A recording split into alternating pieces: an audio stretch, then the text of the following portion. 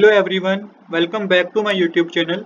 आज हम करेंगे क्लास 11th के अकाउंटेंसी का चैप्टर 15 जिसका नाम है बैंक रिकंसिलिएशन स्टेटमेंट के प्रैक्टिकल क्वेश्चन का सॉल्यूशन नंबर 31। क्वेश्चन नंबर 31 हमारा बिलोंग करेगा जब हमें credit balance as per passbook given होगा।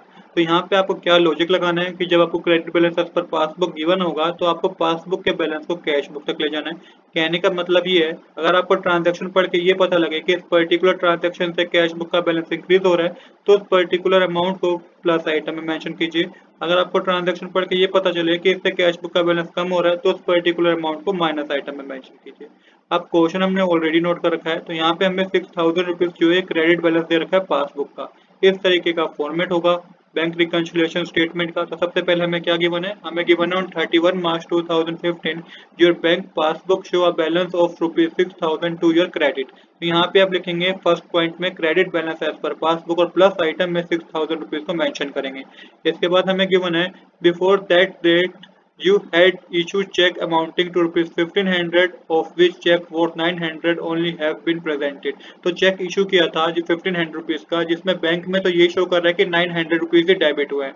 अब देखिए, जब हमने 1500 रुपए का चेक इशू किया तो उसी वक्त हमने कैश बुक में 1500 रुपीज कम कर दिए होंगे, पर पासबुक में तो सिर्फ 900 ही शो कर रहा है। तो इसका इम्पैक्ट क्या होगा, इसका इम्पैक्ट ये होगा कि कैश बुक का बैलेंस कम शो करेगा और पासबुक का बैलेंस ज्यादा शो करेगा, क्योंकि 1500 रुपीज ही डिडक्ट होने चाहिए थे पासबुक में से भी, जो कि 900 रुपीज ही हुआ है, जिस रीजन से पासबुक का बैलेंस ज्यादा शो करेगा और कैश बुक का बैलेंस कम शो करेगा।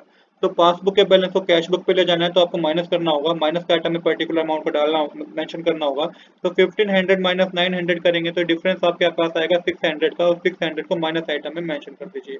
आई होप कि आपको समझ में आई होगी एंट्री, क्योंकि 900 तो शो कर रहे हैं, कितना शो नहीं कर रहा, 1500 में से माइनस करेंगे तो 600 शो नहीं कर रहा है, इसलिए हमने इसको माइनस आइटम में मेंशन करा।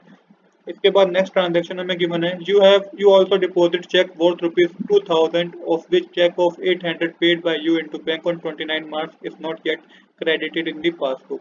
तो देखिए 2000 का चेक हमने डिपॉजिट कराया बैंक में, जिसमें बता रखा है कि 800 रुपए का एक चेक ना अभी तक बैंक में क्रेडिट नहीं हुआ है। अब जब हमने 2000 रुपये जमा कराया बैंक में तो उसी वक्त हमने कैश बुक की डेबिट साइड को इंक्रीज कर दिया होगा, पर पासबुक में तो वो अभी तक पैसा जमा ही नहीं हुआ, जिस रीजन से क्या होगा कि कैश बुक का बैलेंस ज्यादा शो करेगा और पासबुक का बैलेंस कम शो करेगा। आप कितने रुपए कम शो करेगा कि 800 रुपए खाली शो नहीं हो रहा है, तो 800 रुपीज को आपको कहाँ शो करना होगा, आपको प्लस आइटम में शो करना होगा। यहाँ मेंशन कीजिए cheque deposit but not credited और 800 रुपीज को प्लस आइटम में मेंशन कर दीजिए, क्योंकि पासबुक के बैलेंस को कैश बुक तक ले जाना है, इसलिए पास कैश बुक का बैलेंस ज्यादा था, पासबुक का बैलेंस कम शो हो रहा है, तो 800 रुपीज को प्लस आइटम में शो कर देंगे। तो ये हमारा दोनों का क्या हो जाएगा, मैच हो जाएगा, कैश बुक और पासबुक का बैलेंस। अब करेंगे हम नेक्स्ट ट्रांजैक्शन, जो कि है you had also receive a cheque for ₹160 which although enter by you in the bank column of the cash book was omitted to be paid into bank. तो चेक था कितने रुपए का, 160 रुपए का, जिसको हमने क्या है कि कैश बुक में तो शो कर दिया, कैश बुक में तो हमने डेबिट बैलेंस इंक्रीज कर दिया, पर बैंक में तो हम जमा कराने भूल गए, जिसका इम्पैक्ट ये हुआ कि कैश बुक का बैलेंस ज्यादा शो करेगा, पासबुक का बैलेंस कम शो करेगा। तो अब आपको इस पर्टिकुलर अमाउंट को क्या करना है, आपको पासबुक के बैलेंस को कैश बुक तक ले जाना है। तो 160 रुपीज के अमाउंट को आपको प्लस आइटम में शो करना है, तो यहाँ पे मेंशन कीजिएगा cheque receive but not send to bank 160 को प्लस आइटम में शो कर दीजिए। इसके बाद नेक्स्ट ट्रांजैक्शन हमें गिवन है on 31 March a cheque of ₹250 receive by you was paid into bank but the same was omitted to be entry in the cash book.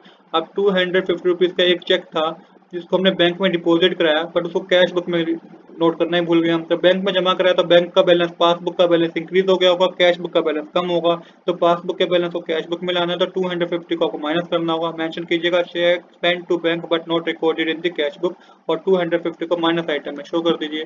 इसके बाद नेक्स्ट ट्रांजैक्शन है there was a credit of 85 rupees for interest on current account and debit of ₹10 for bank charges.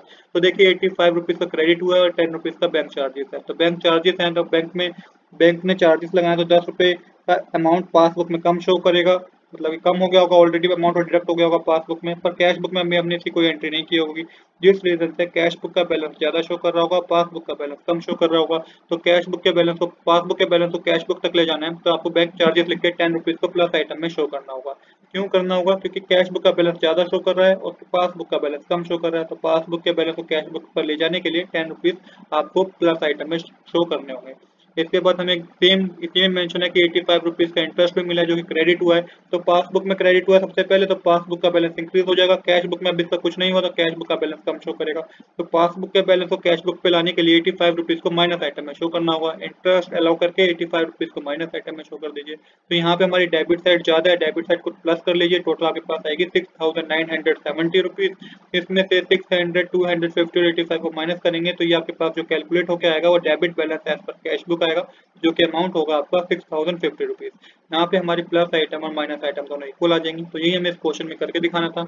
आज के लिए इतना ही। I hope you like this video. If you like this video please do subscribe this channel. Thanks for watching.